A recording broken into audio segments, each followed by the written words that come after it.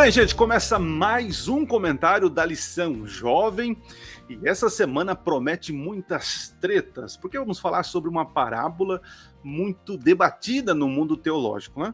E eu não vim sozinho, eu vim com ele, né? O Lázaro, que semana passada ficou doente, né? Quase virou uma assombração como o pastor Gile, mas está entre nós, sobreviveu, é ele, pastor Lucas. E aí, pastorzão? Fala, meu amigo, pastor Adriano, tudo bem com você? Rapaz, eu comecei a querer sentir saudade de você, você acredita? Acredita nisso? Eu acredito, eu vi o seu sorriso, você me comparou aí a Lázaro, mas o seu sorriso foi semelhante ao de Marta e Maria quando viram o irmão ressuscitado, de tanta alegria que você teve ao me ver aí, ó. Rapaz, temos uma alma penada entre nós aqui. Pastorzão, seja bem-vindo, viu? Obrigado, meu amigo, tamo junto. E olha só, e hoje nós temos mais um convidado. Isso mesmo. E ele é o cara que coloca o tom para os jovens da Associação Paulista Oeste, né? O pastor Everton, entendeu? Everton. Fala, meus amigos. Estamos aí em sintonia com vocês, muito bom. Tamo junto, pastor Everton, seja bem-vindo aí, viu? Obrigado, rapaz, amigo. Que legal, olha só, 3, rapaz. Aqui, assim, para participar, gente, vocês que estão assistindo, tem que ter barba. Só faltou o Everton ter problema no zóio para colocar. É verdade. Colocar o óculos aí, né? Que legal, pastorzão. Pastor, você tá, eu falo Associação Paulista Oeste, né? Só os crentes adventistas que meio que entendem, né? Mas diga para nós, aonde é essa região aqui do Brasil, de São Paulo, né? Conta para nós aí. Sim, a Associação Paulista Oeste é a sede da Igreja Adventista, localizada em São José do Rio Preto, que pega aqui o nosso interior do estado. É uma geografia bem extensa que corresponde a 52% do estado. São 250 cidades aproximadamente aí, essa geografia, esse território. Então, estamos rodando bastante aí o trecho, pegando bastante estrada, mas é uma juventude bem animada que tenho a alegria de estar servindo aqui, pastor. Oh, show de bola, viu? Rapaz, seja bem-vindo aí. Seja bem-vindo. Seja bem-vindo. Aproveitar também para mandar um abraço para o nosso querido pastor Samuel Bento, né? Não sei se ele vai assistir aí, mas é um pastor querido do coração. Eu vi que o pastor Everton comentou com a gente aí nos bastidores que antes ainda de ser pastor comportou junto com o pastor Samuel. Eu também tive a oportunidade de comportar sob a liderança dele, liderar a equipe também. É um homem de Deus, né? Uma bênção. Com certeza. Tem prazer muito grande ter você aqui, viu, pastor Everton? Valeu, amigos. Obrigado. Pelo menos mais uma pessoa boa aqui nesse lugar, né? Infelizmente, nem todos são bons, mas... Gente, que bom poder reunir aqui uma galera para poder falar, né? Falar sobre a Bíblia, sobre a lição da Escola Sabatina, que para mim, eu até digo aqui nas minhas igrejas, né? Que a lição jovem, gente, não é por nada. Desculpa, pastor Tim, conversei com ele semana passada, gente boa pra caramba, mas a lição jovem parece que tem, assim, um quesinho mais de teologia, né? Não sei, tem uma pegada, assim, que realmente me conquistou, né? Eu acredito que tem lições, assim, preciosas, né? Quem está estudando a lição jovem da Escola Sabatina tem aprendido muito aí, né? Então vamos lá, vamos estudar. Mas antes, vou pedir para o pastor Lucas, pede a bênção para nós, para o nosso estudo dessa... Vamos orar então. Semana. Querido e amado Pai, nós rendemos graças ao teu santo nome. Muito obrigado pela oportunidade que o Senhor nos dá de estarmos aqui nesse momento para revisarmos a lição, para aprendermos um pouquinho mais da tua palavra, e queremos pedir que o Senhor nos dê discernimento espiritual para que compreendamos o que está escrito e também tenhamos a capacidade de colocar em prática aquilo que aprendemos. Amém. É o que nós te rogamos em nome de Jesus. Amém. Amém. Bom, gente, a lição é sobre a parábola de o rico e Lázaro. O texto da semana está em Lucas 16. Então, se você aí está nos ouvindo, seria interessante aí ler todo o texto, né? Que vai de Lucas 16, do 19 até o verso 31. Eu vou ler alguns versos, por causa da questão de tempo, mas que já pega aqui uma parte importante, né? Eu vou ler o verso 25, deixa eu ver, 25, o 25 e o 26, assim, ó. Disse, porém, Abraão: Filho, lembra-te de que recebestes os teus bens em vida, e Lázaro igualmente os males. Agora, porém, aqui ele está consolado, tu em tormentos. E além de tudo, está posto um grande abismo entre nós e vós, de sorte que os que querem passar daqui para vós não podem, nem os de lá passar para nós. esses versos, né, o centro da parábola aqui é meio complicado. Se você pegar só o verso isolado, você pode fazer uma teologia tremenda de imortalidade, né?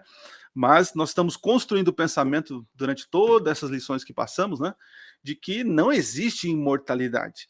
E hoje nós vamos agora dar alguns argumentos dizendo se essa história que Jesus conta é apenas uma ficção, né, uma parábola, ou realmente algo real, né? Mas eu queria ver o comentário de vocês sobre a tirinha. O tiozão aqui teve que olhar para ver qual que é esse meme, a frase final, né? O Pablo vai colocar para nós na tela aí a tirinha. E assim, primeiro, tem duas pessoas ali argumentando, né? E um falando que não existe imortalidade, tudo aquilo que nós cremos, né? Aí um outro rapaz, ele fala uma coisa interessante que é usado, né? Muito usado, né? Eu vou ler a resposta dele porque é interessante. Diz assim, ó: mas foi Jesus quem contou a parábola. A palavra dele vale mais do que os profetas e salmistas. E é uma verdade. Olha a falácia aqui é a falácia de autoridade, né? Profetas e salmistas, ou sábios, do Antigo Testamento. Mas aí o rapaz fala assim, não, mas toda a Bíblia, né? Toda a Bíblia, ela é a palavra de Jesus, né? Aí o outro fala assim, não, peraí, não. Nós temos a palavra de Jesus e homens que falavam da palavra de Jesus, né? Porque existem aí uma tal de interpretação que é Jesus como chave hermenêutica, né? E existem alguns desvios de pensamento sobre essa questão, né? Não é o caso aqui. Mas aí o rapaz, né, aparece do nada e fala assim, ó: misericórdia, gente. Calado vence. Me parece, gente, que quanto mais se tenta argumentar sobre a imortalidade da alma, parece que se complica mais. O que vocês acham aí, Everton? O que você entende na tirinha aqui? Existem argumentos? Dá para fazer um argumento forte, resistente aí, sobre imortalidade da alma? Olha, no meu entender aqui, o diálogo foi avançando, e seria um diálogo infindável, porque eles estavam, assim, em duas perspectivas, né? Um estava querendo argumentar sobre a mortalidade da alma, pegando todo o contexto bíblico. Ele citou aqui, olha, tem dezenas de texto bíblico, os profetas falaram, os salmistas falaram, no Antigo Testamento nós temos declarações, o próprio Jesus comparou a morte como um sono e tal. Então, parece que de um lado tem alguém aqui querendo argumentar com relação à mortalidade da alma, usando o todo da Escritura, e o outro só pegando uma parte. Não, eu só me interesso o que Jesus disse, eu não vou nem considerar as outras coisas, porque as outras coisas foram o que eles falaram sobre Jesus, mas eu vou pegar o que Jesus disse. Jesus contou essa parábola. Então, assim, um estava numa perspectiva, o outro na outra, e vai de lá, vai de cá, o diálogo não ia terminar. Até que entra esse terceiro elemento aí e fala assim, misericórdia, gente, calado vence. Ou seja, quem ficar calado agora vai ganhar a discussão. Por quê? Porque se vocês forem continuar a discussão, não vai terminar. Porque são duas perspectivas diferentes, vocês estão tratando de um assunto, só que um tem uma abordagem, o outro tem outro. Então, o calado vai vencer. Quem ficar quieto aí ganha. No meu entender, foi que era uma discussão interminável, e para acabar com a discussão, que não teria fim, ele pediu para que aquele que ficasse calado iria ganhar a discussão. Mas o que eu vejo aqui nessa tirinha, por trás desse conceito todo, é o seguinte: nós não podemos fazer uma leitura seletiva das Escrituras. Esse é o principal ponto. Nós temos aqui um que está querendo argumentar com base no todo.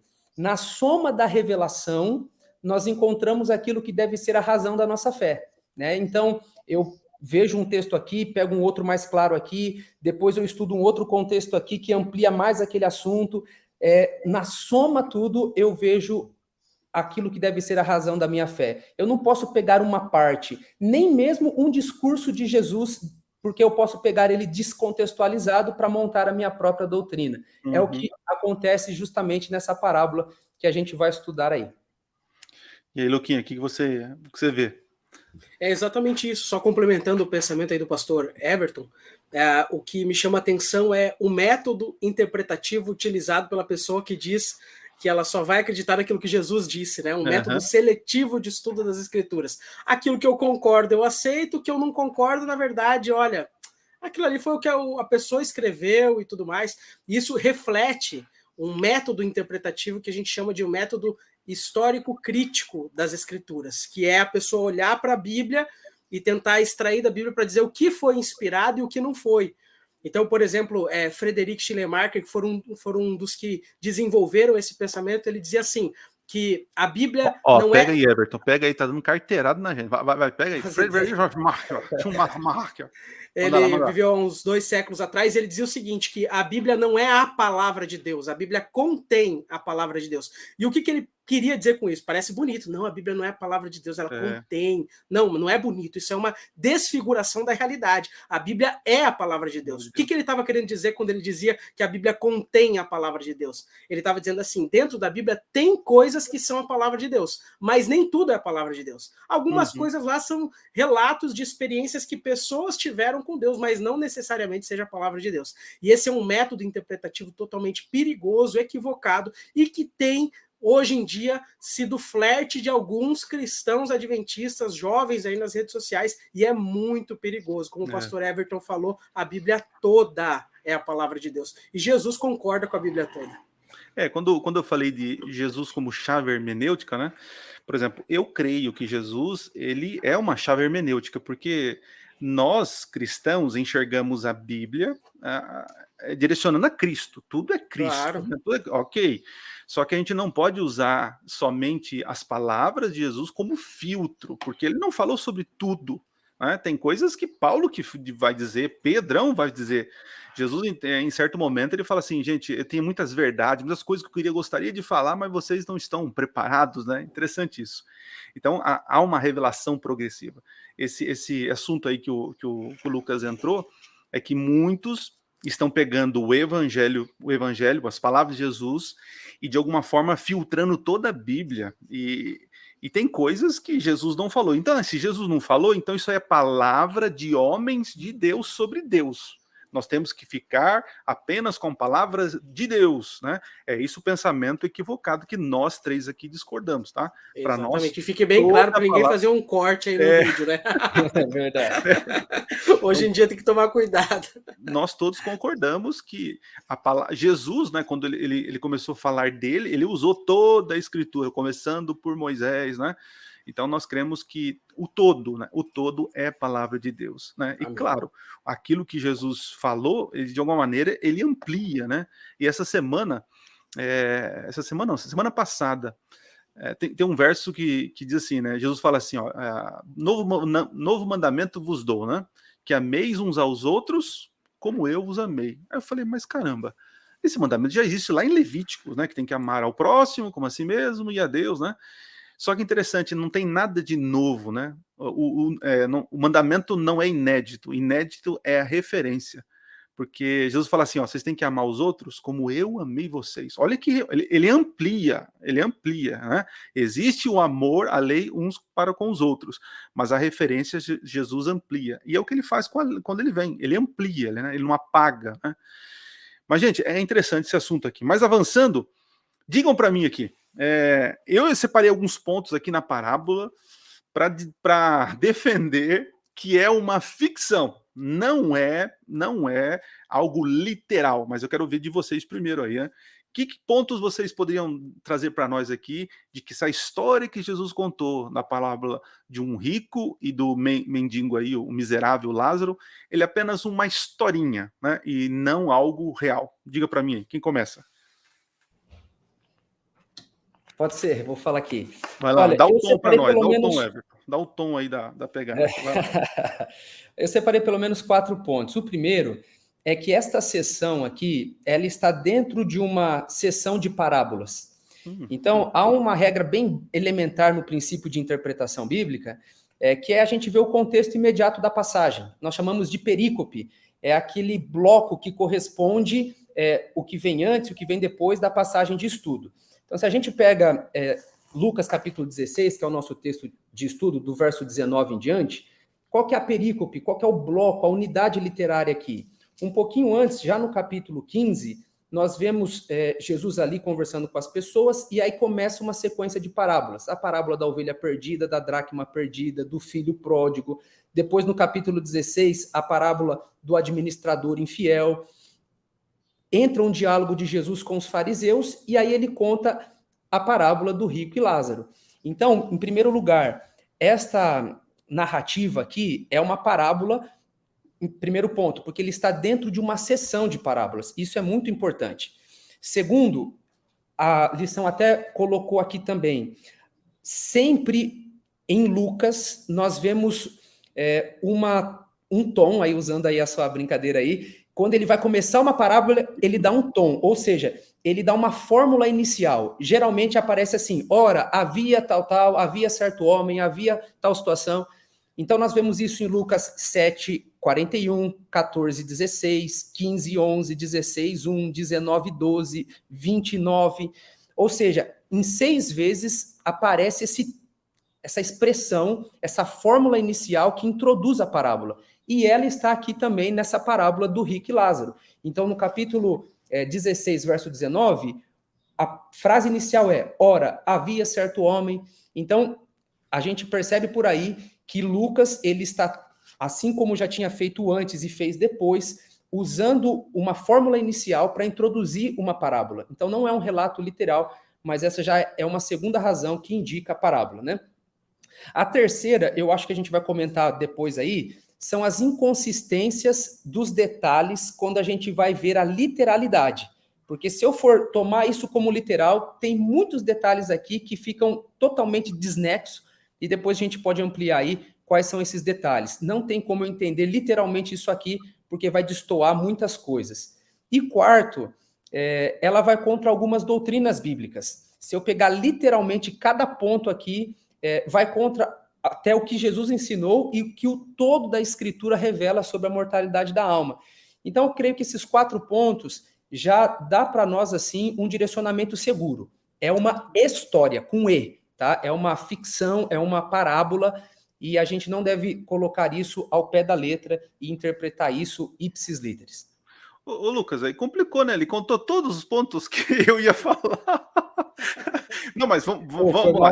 Lucas, eu confio em você. Você tem mais pontos aí. Você pode ampliar também. Vamos lá. Porque o Everton. Não, isso que ele falou já é argumento suficiente para a gente entender que se trata de uma parábola e não de uma história literal. E quando a gente vai estudar a Bíblia, é muito importante essa análise do gênero literário. Por exemplo, esses dias eu gravei um vídeo, coloquei lá no Instagram sobre os 144 mil, né? E algumas pessoas que não conhecem o contexto do capítulo ficaram apavoradas, falando, não, imagina, não é Israel espiritual, não, é o literal, é que 144 mil judeus no tempo final vão se converter. Mas por quê? Por um desconhecimento da linguagem apocalíptica. E na parábola é a mesma coisa, você não pode pegar uma parábola e aplicá-la literalmente a realidades literais. Senão, quando Jesus conta a parábola da ovelha perdida, então, no caso, a gente é uma ovelha de verdade. Daqui a pouco eu vou ter pelo de ovelha, né? Ou quando ele conta a parábola do joio e do trigo, então eu vou me transformar num trigo, ou vou me transformar... Não, você é o joio, não, transforma em joio, você já é joio. Joio e ovelha perdida. Olha aí, literalmente, olha aí. Então, assim, são linguagens simbólicas, né? E aí, como o pastor Everton falou, no decorrer da lição, a gente vai tratar algumas coisas, mas algumas coisas latentes na parábola. Quando os dois morrem, o Lázaro vai para o seio de Abraão. Então quer dizer que quando você morrer, você não vai para o céu, você vai morar dentro do seio do Abraão, assim, ó. Vai abrir um espaço no seio dele, você vai entrar lá dentro e vai ficar morando dentro do seio do Abraão, né? Então você não vai para a presença de Deus, vai para a presença do Abraão. A pessoa importante da parábola é o Abraão, né? Outra coisa interessante ali, né? Que de acordo com o pensamento dualístico, o pensamento de que a alma se separa do corpo, a alma é imaterial, mas aquela alma ali que estava no inferno tinha língua, tinha corpo, né? Sentia sede e tal, conversava com quem estava no céu. Imagina você estando no céu, aliás, céu não, dentro do seio do Abraão, conversando com quem está no inferno, batendo um papo ali. São coisas que são fora da realidade. A internet lá não é discada, não. A internet é boa, pai. Você viu? Pega lá, faz uma videochamada, funciona na boa. Funciona ali na hora, né? Então, assim, e outro detalhe, o céu é tão perto do inferno que o pessoal consegue conversar. Olha que coisa fantástica, né? Se fosse usar literalmente isso, né? Então, são coisas assim que demonstram que essa parábola, que essa história é de fato uma parábola e não algo literal. E por isso a gente tem que olhar para ela como uma parábola. Assim, eu É, vocês falaram muito bem, menos o pastor Lucas, mas é, eu vejo assim a lição, né? A questão, a lição final, porque é tipo assim, Abraão, é interessante, Abraão não é dono do céu, se for o céu ali, né? Interessante que na antiguidade colocaram o Pedrão como dono do portão do céu, né? Mas aí está o Abraão.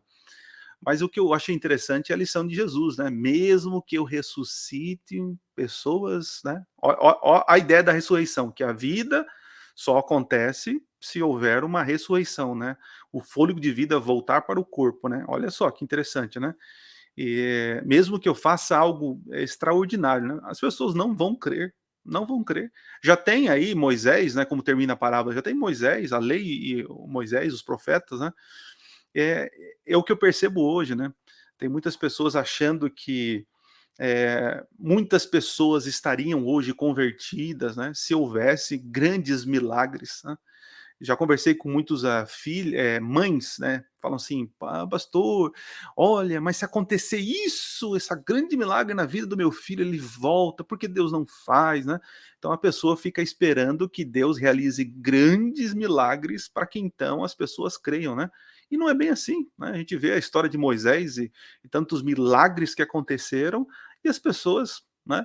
Até os próprios discípulos, gente. Eu tenho estudado ultimamente mais os evangelhos, né? Olha, os discípulos, eles viram Jesus multiplicar pães e peixes na frente deles. Então, assim, multiplicou.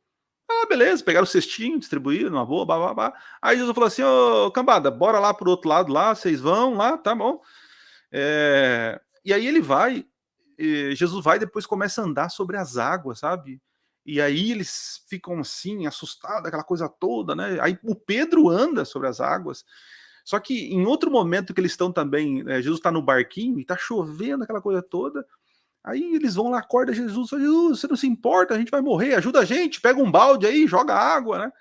Aí Jesus fala assim, nossa, mas como vocês são fraquinhos, né? E Jesus vai lá, acalma a tempestade. Aí quando Jesus Essa do pegar o balde e jogar água é da versão Adriano Revista Atualizada, né? Não, mas você pode ver, Jesus foi acordado para ajudar de alguma forma ajudar eles ali no barco, né? Segurar Sim, velas, claro. algo parecido. Jesus não foi acordado para acalmar a tempestade, entendeu? Mas quando ele acalma a tempestade, isso que é interessante. Nenhum profeta havia no passado manipulado a natureza, porque eles sabiam que o único que pode manipular a natureza é o Criador, né? E quando Jesus ele acalma a tempestade, aí eles falam: "Uau, quem é esse que até a tempestade acalma", né? Então, assim, milagres, eles não são fontes de crença, né? E essa parábola é muito interessante, né? Que mesmo que Jesus faça algo grandioso, tem muitas pessoas que não vão acreditar, né? Enfim, muitas lições aqui dessa história aqui. Vamos seguir. Mais algum comentário sobre isso? Podemos tocar o barco? Pastor, Então, dentro dessa questão dos milagres que você comentou aí, a gente percebe no próprio relato do Lázaro, irmão de Marta e Maria, né? Isso. Lázaro, ele foi ressuscitado, foi a coroa dos milagres de Jesus, né? E é interessante que o Evangelho de João, ele narra 7 milagres, um vai demonstrando o poder de Jesus sobre um aspecto, e o último milagre que João deixa é justamente a ressurreição de Lázaro, para mostrar o poder de Jesus sobre a morte. E aqui nós já tínhamos tido casos de um morto ressuscitar pelo poder de Deus, mas esse aqui passou de todos os limites humanos, porque já fazia 4 dias que ele estava morto, corpo em decomposição. Jesus faz o milagre, e aí, olha que interessante, logo em seguida do milagre, as pessoas que presenciaram esse extraordinário milagre estavam planejando matar Jesus e o próprio Lázaro que tinha ressuscitado. Então, de fato, fica evidente aqui que os milagres, eles não são base para uma crença, porque, neste caso aqui, eles presenciaram o maior milagre de Cristo e, em seguida, já queriam matar o próprio Jesus e o próprio Lázaro que tinha sido ressuscitado. Lembrando que esse Lázaro aqui está desconexo, não tem nada a ver com esse da parábola que, como a gente já falou, é uma parábola, né? Mas da história real de Lázaro, nós vemos essa situação aí. Então é importante a gente ver que nós não precisamos ou não devemos depender dos milagres. Tem até uma música bonita que diz, né? Se fizer, ele é Deus, se não fizer, continua sendo Deus, né? Eu não o adoro pelo que ele faz, eu o adoro pelo que ele é. Então, nós precisamos ter isso na nossa mente, adorar e seguir a Jesus, não simplesmente pelo que ele faz, mas por quem ele é. O meu relacionamento com Deus tem que estar pautado nele, não nas obras dele. Né? Então, acho que isso é um ponto muito importante, porque se a gente depender de milagre, a gente vai querer coisas sobrenaturais o tempo todo e vai chegar uma hora que a gente vai ver o sobrenatural e mesmo assim não vamos acreditar. Então, nosso relacionamento deve ser pautado nele. Né? Acho que esse Não, é show de bola. Ô, Lucas, eu sei que você não vai fazer um milagre agora, mas quando Jesus conta essa história, ô, Lucas, tem duas classes de pessoas ali, né? Tem duas classes de pessoas. Sim. E conta para nós esse contexto, para quem está nos assistindo, para entender que Jesus realmente queria ensinar uma lição, né?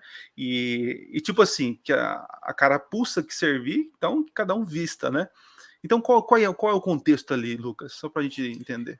É interessante notar que as pessoas que estavam ouvindo Jesus, elas tinham pressuposições no coração delas, né?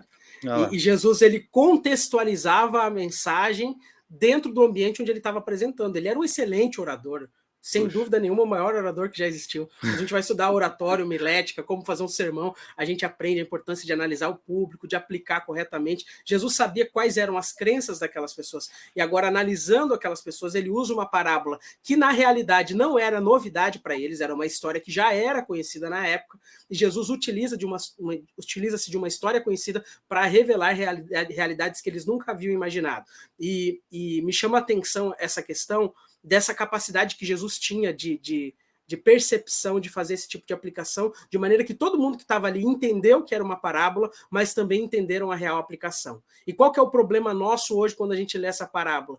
É que a gente tem dois tipos de pessoas no meio cristão hoje que fazem a leitura dessa parábola. Porque a gente faz uma leitura o quê? O imortalista, ele lê pensando, eu estou lendo isso aqui porque eu vou mostrar aqui nessa parábola que a alma é imortal.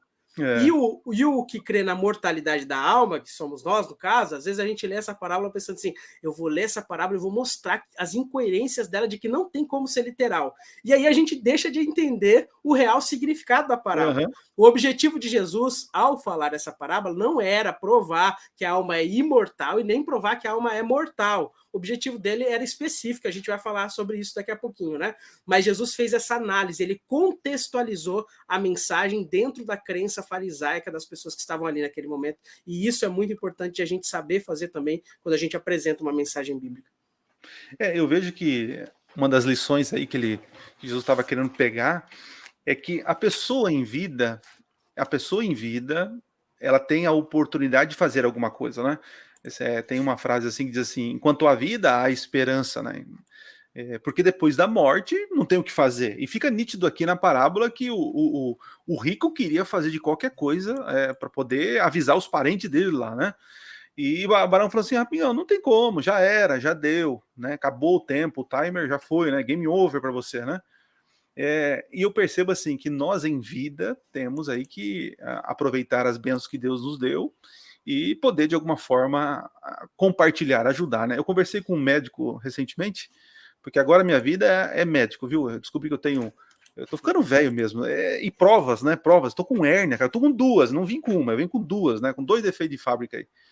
E aí, conversando com um amigo meu médico, ele teve um ataque cardíaco, cara, deu um piripaque nele e quase ele foi pra terra aí enfim, morreu, quase morreu. Quase e aí, foi de Abraão. Quase foi. Ou foi pro tormento, né? Não sei qual que é a vida dele. Mas ele falou uma coisa interessante, viu, gente? Que a gente fica... Ele falou assim, nossa, Adriano, olha, depois daquele incidente, né? Daquele acidente e tal, todo dia eu acordo com desejo de fazer aquilo que eu gosto. Eu falei, caraca, mano, é bem isso, né? Depois que eu quase morri, eu acordo e agradeço a Deus, porque é mais um dia para fazer aquilo que eu gosto de fazer. E falei, poxa, é isso mesmo, né? E Jesus está querendo fazer isso, né? Enquanto está vivo, né? É a oportunidade de ajudar, abençoar, fazer coisas boas, né? Fazer boas decisões, boas escolhas, né? Cuidar das pessoas que amamos, que parece que no rico aqui na parábola ele gostava dos irmãos dele, né? Interessante, não cita o pai, Não cita a mãe, não, ele cita os irmãos, né? Então ele gostava muito dos irmãos, né? E ele queria fazer algo de bom para os irmãos depois da morte, e não tinha como, né? Beleza, vamos seguir aqui. Eu quero ler agora para poder entrar no assunto que o Lucas abordou aí sobre contextualização. Ali na parte do nosso hipertexto, né, de quarta-feira, tem alguns textos bíblicos. E olha que interessante. Lá em Atos capítulo 23, verso 8, diz o seguinte, ó: pois os saduceus declaram não haver ressurreição. Saduceus, eles são um grupo, né, uma parte do judaísmo, porque não existe judaísmo, existe judaísmos, né, como o cristianismo, né, tem vários ramos ali dentro, né. Então, os saduceus, eles não criam na ressurreição, nem anjo, nem espírito, né, ao passo que os fariseus admitem todas essas coisas. Então, Jesus, ele, sabendo quem era o seu público, sabia adaptar, né, a mensagem e fazia com que as pessoas que o ouvissem, né, pudessem tirar essa lição que é o mais importante para Jesus, né? E Lucas, qual o texto que você tem aí para ler para nós? Eu vou ler o texto de João, capítulo 1, verso 18, que diz assim, ó: ninguém jamais viu a Deus, o Deus unigênito que está junto do Pai é quem o revelou. Aqui o texto fala sobre como é que Deus se revelou através da pessoa de Jesus Cristo. Jesus é a maior prova de contextualização da história do mundo. Ele não só... Às vezes a gente vai estudar sobre missiologia, como aprender a entrar numa cultura diferente, contextualizar o evangelho. Jesus é a prova viva disso, porque ele desceu do céu e veio até a terra para se revelar. E assim como ele era a imagem viva de Deus, a expressão exata de seu ser, a revelação divina tornada carne, que as pessoas podiam tocar e ver de fato revelada na vida dele, o amor de Deus, assim como ele se contextualizou como pessoa, ele também contextualizou a mensagem que apresentava dentro do pensamento das pessoas da época, para que através dessas mensagens pudesse chegar ao coração delas, de maneira que elas nunca mais esqueciam. E eu fico pensando nessa mensagem aqui do rico do Lázaro, como uma mensagem já conhecida das pessoas da época, semelhante ao que hoje a gente vê, por exemplo, a história, quando a gente é pequeno, a gente ouve a história dos 3 porquinhos, a história dos 7 anões. É como se Jesus pegasse uma história culturalmente conhecida e revelasse uma lição espiritual através daquilo que você nunca mais iria esquecer. E era isso que ele fez ali através daquela parábola, né? Ele se revelou e revelou o amor de Deus. Eu vou pegar agora um ganchinho aqui. Quem está nos ouvindo, e principalmente os jovens, vão entender o que eu estou falando, né? A igreja hoje ela tem até dificuldade de se comunicar com a molecada, né? Eu fiz recentemente uma série chamando Recalculando a Rota, Maratonando até o Céu. E eu usei séries, e muitos irmãos, a princípio, não compreenderam a ideia, né? Porque hoje a molecada assiste série, a gente não pode ser hipócrita para dizer não estão assistindo, estão assistindo, né? E aqui a gente não está falando se é certo ou errado. O que eu fiz? Eu peguei a ideia dessas séries que eles já assistiram, né? E fiz com que as mesmas interações e conclusões que eles faziam na série, eu levei eles a fazer na Bíblia. Aí ele falou, poxa, então na Bíblia é assim, então penso eu, se Jesus estivesse hoje vivo, ele usaria todas as técnicas coerentes à sua palavra para poder usar ensinos, né? E a gente precisa ter essa sabedoria, né? Porque às vezes a gente tem uma mensagem maravilhosa, o evangelho é uma mensagem poderosa, mas não tem se tornado relevante, porque a gente não está falando aí a língua, né? A língua do povo, né? A língua que eles realmente entendem, né? Então precisamos, nós líderes, 3 pastores aqui que falam diretamente com os jovens, né? Então a gente precisa de sabedoria para fazer com que eles saiam do mundo deles e vão para o mundo bíblico, né?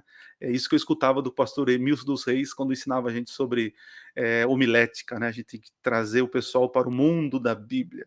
E muitas vezes a gente está falando do mundo da Bíblia, mas o povo está no mundão, não está compreendendo, né? É importante esse perfil, a gente saber o perfil da nossa congregação, o perfil dos nossos jovens, para que eles entendam a mensagem, né? Everton, só um detalhe aqui, você viu que apareceu seio do pai no texto, o Lucas? Né? Aqui falou seio do pai, tá vendo? Exatamente. Está no seio do pai, né? Não do Abraão. Isso. Olha que interessante. Essa é a diferença, né? Show de bola. Everton, qual o seu texto para nós aí? Vou partilhar com vocês aqui João capítulo 8, verso 39. E diz assim: Então lhes responderam: Nosso pai é Abraão. Disse-lhes Jesus: Se sois filhos de Abraão, praticai as obras de Abraão. Esse aqui é um diálogo que Jesus estava tendo com líderes, e Jesus falou: se vocês conhecerem a verdade vai libertar vocês, vocês serão transformados. E eles falaram: não, mas nós somos filhos de Abraão. Ou seja, eles estavam orgulhosos por serem descendentes literais de Abraão. Agora, olha o irônico da história: eles eram descendentes literais de Abraão, tinham Abraão em autoestima, mas não estavam aceitando o enviado de Deus. Eles não estavam aceitando aquele que o Deus de Abraão enviou. Então, eles tinham uma prece por Abraão, mas aquele que o Deus de Abraão enviou, eles estavam rejeitando. Eles estavam ali discutindo com Jesus e perdendo a oportunidade da comunhão com Cristo. E essa parte do hipertexto é justamente para a gente fazer uma conexão, né, desses textos que a lição cita com a parábola do rico e Lázaro, que é a parábola, o texto principal. Qual que é a semelhança? Perceba que naquele diálogo do rico com o pai Abraão, ele fala justamente isso: olha, manda Lázaro ir lá falar com os meus irmãos e tal. E aí aí o pai Abraão fala assim: não, eles já têm Moisés e a lei, ou seja, eles já têm o Antigo Testamento. Em outras palavras, eles estavam rejeitando uma verdade já revelada. Poxa. É a mesma conexão aqui. Ou seja, estas pessoas que estavam discutindo com Jesus estavam rejeitando a maior revelação do céu, o próprio Cristo. Então, se eles estavam rejeitando o próprio Cristo, não há milagre que vai fazer com que eles creiam. De igual forma, se os irmãos do rico não estavam acreditando no Antigo Testamento, não estavam pautando a vida deles com as instruções já reveladas, não adianta nenhum morto ressuscitar. Então, acho que essa é a conexão desses dois textos aí. É nós crermos, é nós nos solidificarmos na verdade já revelada. Lucas, você ia falar alguma coisa? Tranquilo? Então aproveita aqui, vamos descer a ladeira agora para a gente finalizar, né? Existe um erro, né? Um erro que o rico cometeu. O rico cometeu, né? Qual seria esse erro, Lucas, na tua percepção aí, para que a gente não cometa, né? O que seria? Isso, inclusive, é a lição, né? Porque você tinha perguntado antes sobre os dois públicos, eu acabei não respondendo. Os dois públicos eram os fariseus, que no verso 14 aí de Lucas 19 é dito que eles eram avarentos, né? Eles tinham muitos recursos, mas eram avarentos, e o restante era o público simples, pessoas mais pobres, mais necessitadas. Verdade. E aí Jesus agora está falando para aquele público, né? Para pessoas simples e para os mais ricos. E aí a lição que a gente tira aqui dessa parábola é o quê? O rico, até a lição traz essa ideia, né, de que o rico ele não impedia que o Lázaro comesse das migalhas da comida dele. Qual que era o problema do rico? O problema do rico era ele não ser intencional em auxiliar aquele que era necessitado. Sim. Então, às vezes, a gente fala assim, pecado é o que eu deixo de fazer. Né? Eu não adulterei, eu não roubei, eu não disse o nome de Deus em vão. Só que na Bíblia, pecado não é só o que eu deixo de fazer. Pecado também é o que eu poderia ter feito, mas não fiz. É o pecado da omissão. A palavra de Deus diz que aquele que sabe fazer o bem e não faz, peca. Então, quando eu deixo de ser ativo em realizar a bondade para o próximo, quando eu deixo de ser ativo em trabalhar para aliviar o sofrimento de alguém que sofre, eu estou pecando diante de Deus. Eu não estou administrando devidamente os meus recursos. Uma vez eu li de um teólogo, não me lembro o nome dele agora, mas dizendo assim que um genuíno cristão, ele jamais passa na frente de um sofredor moribundo e não se sente tocado e enternecido ao ver aquela cena. Então, se você tem parado no semáforo, vê pessoa passando necessidade, você não se importa com aquelas pessoas. Se você vê pessoa deitada na sarjeta, você não está nem aí para elas. Vê pedintes na rua, você não se importa. Tem alguma coisa errada com o seu cristianismo. A gente precisa ser intencional em aliviar o sofrimento das pessoas. E é essa a grande lição, né? Muito bom. Eu creio que... Ô, Everton, só um minuto. Peraí. Voltou. É que a minha beleza puxa muito os megas daí da conexão, aí não sobra para você. É o contrário, é o malware, ele bloqueia o Trojan Horse. Mas volta lá, agora voltou, vai lá, manda ver, manda ver. Não, dentro daquilo que o pastor Lucas estava comentando aí, eu lembrei o seguinte, eu ouvi um palestrante uma vez, e ele disse assim, nós temos 3 maneiras de viver, tem 3 modos de vida, do insatisfeito, do indiferente e daquele que tem compaixão. O que o insatisfeito faz? Ele diz assim, ó, o que é teu é meu. Então ele está insatisfeito com o que ele tem, ele vai lá, rouba o do outro, né? O que é teu é meu. Isso é o insatisfeito. O indiferente ele diz assim, ó, o que é teu, o que é meu é meu. Ou seja, cada um na sua e vamos tocar a vida. Agora tem o modo de viver que é baseado na compaixão. O que vive de acordo com a compaixão é o que é meu é teu também para te abençoar. E é interessante que quando a gente olha esse relato, o grande erro aí, que o pastor Lucas já comentou, foi que o rico, ele estava indiferente. Ele não estava roubando Lázaro, ele não era insatisfeito. Ele estava, pelo contrário, muito satisfeito com a riqueza dele, mas indiferente ao outro. Então ele disse assim, olha, o que é teu, o que é meu. O que sobrar de mim aqui, você pode até pegar as migalhazinhas aí, vai comendo o que der, mas ele não estava usando os recursos que Deus colocou na mão dele para abençoar o outro. Então, o modo de vida que Deus espera de nós é o modo da compaixão. É a gente pegar até aquilo que Deus colocou sobre nós e falar assim, ó, o que é meu pode ser teu também, eu quero te abençoar, porque eu estou sendo abençoado por Deus com esses recursos, com as coisas que Deus colocou na minha mão também, né? Então, aqui fica, quem sabe, já até um apelo a todos nós a vivermos esse modo de vida. Não sermos insatisfeitos, nem indiferentes, mas vivermos com base na compaixão e fazer o bem justamente nesse momento que é oportuno, que é o momento que a gente pode atender as pessoas. Eu queria só comentar algo aqui em cima disso que o pastor Everton muito bem comentou, é que a gente olha sempre nessa questão dos recursos financeiros, e a lição traz também uma ideia que é fundamental para a gente, que é a fome e sede do alimento espiritual também. A gente, às vezes, pensa muito nisso, na necessidade física das pessoas, mas às vezes eu tenho um vizinho que mora do meu lado, que eu passo por ele todos os dias, que eu cumprimento ele todos os dias, mas eu nunca falei do amor de Deus para ele. E aí, Deus não vai cobrar isso de nós também? Imagina, você é conhecedor de toda a verdade bíblica, e até tem um texto de Ellen White que fala no tempo final, quando tiverem os eventos finais acontecendo, a gente vai dizer assim, nós sabíamos que esses eventos aconteceriam, mas não sabíamos que seriam tão breves. Né? E Ellen White diz assim, que algumas pessoas olharão para nós e dirão, vocês sabiam, por que não nos contaram? Então essa é uma responsabilidade que a gente tem também de levar o amor de Deus para as outras pessoas. Não podemos guardar o pão da palavra para nós, precisamos dividir, né?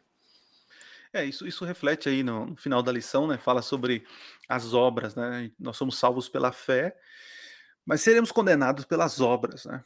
Que parece aqui que o rico aqui tinha sua religião, né? Mas as suas obras não mostravam realmente que vivia uma verdadeira religião, né? E cá entre nós, todos nós aqui, infelizmente, pela natureza pecaminosa, né? O Lucas mais, mas todos nós somos corrompidos, né? Esses dias eu preguei na igreja e fiz algo que chocou a igreja, né? E tem o Jordan Peterson, deixa eu citar aqui alguém aqui, como o Lucas citou, ele fala assim que uma forma de ensinar as pessoas em algum momento é chocar as pessoas, né? E eu falei assim, eu estava falando sobre a Bíblia, e aí mostrando que os fariseus tinham uma moral corrompida. E todo mundo, é verdade, nossa, como eles eram maus, nossa, olha como pode, olha o que eles faziam, né? Aí eu falei assim, mas nós somos iguais ou pior. E eu vou explicar para vocês. Aí contei uma história breve, tipo assim, ó, uma história, tá? Que eu estava na 25 de março, andando ali, um lugar, para quem já foi lá, tem uns lugares assim, o centro é meio caótico, né? E eu vi uma barraquinha na rua, bem assim, próximo à calçada, sujeira para todo lado, e a barraca que eu falo é pedaço de paus com lona rasgada, sujeira pelo chão, criança chorando saindo de dentro da barraca, uma criança magra, sabe, totalmente se percebe desnutrida, suja, cabelo tudo. E aí uma outra criança sai da barraca chorando também, e uma mãe gritando, uma mulher, né, gritando palavrões, né? E ela sai dessa barraca e ela está com a marica, uma pedra, fumando, né? E quando eu olhei aquilo, né, E eu pensei assim, que desgraça é essa? Esse bando de vagabundo que está passando aqui e ninguém ajuda. E parei a história. E falei assim para a igreja: se você ficou escandalizado porque eu falei desgraça e vagabundo, e não se escandalizou porque eu falei que tinha 2 crianças passando fome, uma mulher viciada em crack, a tua moral está corrompida. E é assim, nós escandalizamos com as palavras bonitinhas do politicamente correto, mas não nos escandalizamos de ver uma criança passando fome, né? Ficou um climão agora, né? Ficou pesado o climão agora. Mas é Ficou, isso, mas a nossa moral. o resultado final é aquele de Mateus 25, né? Tive fome, me desse de comer, tive Puxa, sede, me fantástico. desse de beber. E essa é a nossa missão. A gente faz o bem, a gente não precisa contar para ninguém que fez o bem, como Jesus disse, que fizer a tua mão direita, não saiba a tua mão esquerda, mas nós precisamos ser intencionais e ativos. Ah, pastor, mas na minha igreja não tem nenhum projeto de ação social, não tem Não problema. precisa. Você pode É, ser intencional, né? Então é. faça a sua parte. É que nós adventistas, nós gostamos da palavra, da teologia, é fantástico isso, a gente quer fazer tudo certinho, né? Mas coisas simples que o evangelho faz a diferença na vida das pessoas, nós não temos feito, né? Que é uma Ó, ajuda ao próximo, eu vizinho, vou né? contar uma história aqui só para a gente fechar, né? Nos comentários, pelo menos. Eu me lembro um dia que o meu filho Samuel estava doido para comer um lanche, sabe? E estava me pedindo fazia dias o lanche. Eu estava naquele método que as mães ensinam para gente, na volta a gente compra, né? E vai seguindo, os dias vão passando. E aí eu sei que um dia ele estava com muita vontade, falei, tá bom, vou parar, vou comprar seu lanche. E aí, na hora que nós entramos, tinha um rapaz com 2 crianças na entrada da lanchonete. E aí eu comprei o lanche para o meu filho, e quando ele saiu um pouquinho na minha frente, quando eu saí, ele tinha entregado o lanche dele para aquele pai e para as 2 crianças. E aí, assim, eu me emocionei na hora por ver o coração dele, porque eu sabia o tanto que ele queria aquele lanche, o quanto ele estava me pedindo fazia dias, mas a alegria dele em dar, em dividir aquele lanche com aqueles que estavam com fome, foi muito maior do que ele mesmo comer o lanche, né? E a gente aprende com as crianças, né? Esse é o verdadeiro amor de Deus. Às vezes você tem pouco, mas você pode dividir o pouco que você tem com aqueles que necessitam, né? Que Deus nos ajude a fazermos isso. Fantástico, né? O evangelho é poderoso, né? Everton, mais um comentário aí para finalizar? Bem, eu colocaria aqui também que Jesus ele foi muito sábio em contar esta história. Ele pegou esse conto que o pessoal já conhecia e colocou mensagens profundas para nós, né? Uma delas é justamente essa, da gente poder viver essa vida extraordinária sendo um instrumento nas mãos de Deus para abençoar outros. E o ponto que é a continuidade dessa parte é justamente quando que temos que fazer isso? É nessa vida, né? O pai Abraão, ele estava lá no paraíso e de repente vem o rico e o rico começa a conversar com ele e fala, não, vai lá e manda manda outro, manda Lázaro, que ele ressuscite, enfim, a oportunidade, o que Jesus queria deixar de forma clara? A oportunidade da gente fazer o bem é agora. Então, se eu tenho a oportunidade, eu não devo postergar. Deus está colocando um tempo precioso nas minhas mãos, e esse tempo se chama hoje. Então, que realmente a nossa vida hoje seja consagrada, que os nossos compromissos de serviço sejam consagrados hoje, para que a gente seja um instrumento nas mãos de Deus, né? E assim cumprir o propósito que Ele tem para cada um de nós. Amém. Show de bola, show de bola. Pastorzão, Everton, então termina com uma oração, pede a bênção de Deus para nós aí, para a gente finalizar, e depois a gente faz o fechamento aí, tá bom? Ok, vamos orar. Querido Deus, muito obrigado porque o Senhor é maravilhoso e na Tua palavra encontramos aqui instruções muito importantes para o nosso viver. Este texto que no mundo evangélico é tão polarizado, é tão mal entendido, nós te agradecemos porque através deste guia de estudo, a lição da Escola Sabatina dos Jovens nessa semana, tivemos o privilégio de termos aqui esclarecimentos de que o grande ensinamento de Jesus aqui era nos livrar de uma vida avarenta, focada no amor ao dinheiro, e também nos levar a crer na Tua palavra e usar a nossa vida para abençoar as pessoas. Queremos viver estes princípios hoje. Nos dê, por bondade, Senhor, a presença e o poder do Teu Santo Espírito diariamente, que cumpramos com os Teus desígnios. Continue abençoando esse lindo projeto aqui de comentários da lição da Escola Sabatina que estas mensagens se espalhem para abençoar a nossa juventude. É o que nós te pedimos, em nome de Jesus. Amém. Amém. Tô de bola. Gente, Muito bem. agradeço aí. Valeu, pastor Lucas. Tá Valeu. saudável agora, né? Agora já tomou Tô as injeções. 89% já tô bom. Ei, só não vamos esquecer de deixar o like aqui, Isso, de compartilhar, disseminar aí com o pessoal, hein? Não fica com a Show de bênção só bola. para você, não. Ajude a gente sair dos tormentos e ir para o seio do Pai Abraão. Exatamente. Compartilha aí, né? Ó, segue aí o Lucas PR, Lucas Igor no Instagram, e o pastor Everton, que trouxe um tom, né? Um tom aqui mais de liderança, um tom representativo da Igreja Adventista, né? Tom de líder. Pastor Everton, obrigado, viu? Deus te abençoe ricamente no teu ministério, né? Aí na Paulista Oeste, que você continue sendo uma bênção aí, brother. Obrigado, viu? Amém, amém. Foi um prazer, viu, amigos? Muito obrigado mesmo pela oportunidade, e sempre que precisarem aí, eu estou à disposição também para a gente caminhar junto. De coração, foi um prazer estar com vocês. Show, show. Ó, segue ele aqui, ó, pastor, @PR_Everton, tá?